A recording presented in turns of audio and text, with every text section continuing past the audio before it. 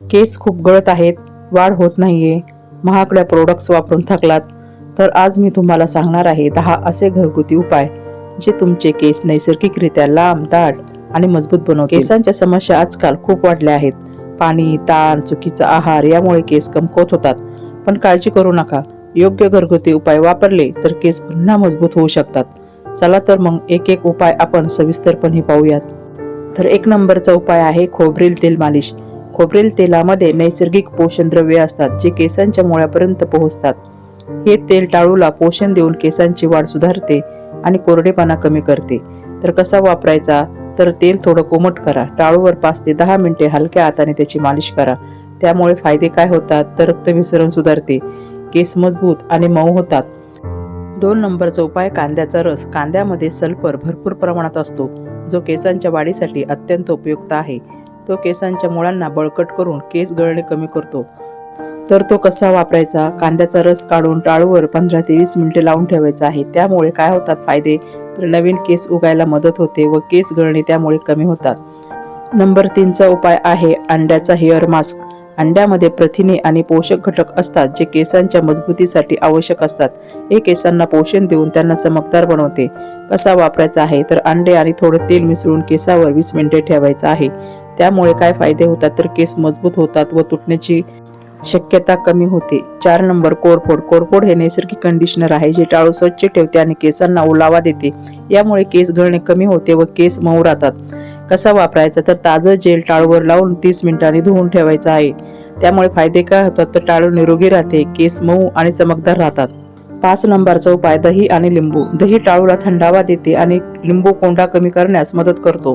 दोन्ही मिळून केस स्वच्छ आणि निरोगी ठेवतात.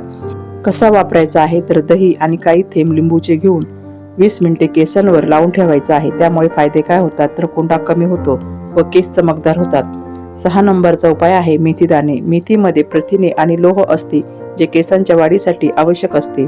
हे केस दाट आणि मजबूत बनवते. कसा वापरायचं? तर रात्रभर मेथी भिजवायची आणि सकाळी पेस्ट करून केसांवर लावायची आहे.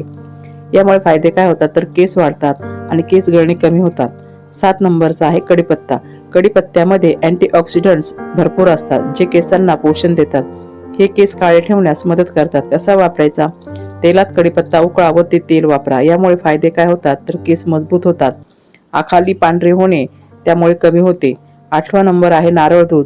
नारळ दुधामध्ये पोषक घटक असतात जे केसांना खोलवर पोषण देतात. हे केसांना मऊ आणि चमकदार बनवते. कसा वापरायचा? तर टाळूवर लावून ठेवून 20 मिनिटांनी धुवायचा आहे. यामुळे फायदे काय होतात? तर केस मऊ व ग्रोथ सुधारते. Number 9 green tea. Green tea मध्ये अँटीऑक्सिडंट्स असतात जे टाळू निरोगी ठेवतात. हे केस गळणे कमी करण्यास मदत करते. कसा वापरायचा आहे? तर थंड ग्रीन टी केसांवर लावायचा आहे. यामुळे फायदे काय होतात? तर केस गळणे कमी होते व टाळू स्वच्छ होते. नंबर 10 ताण कमी करा.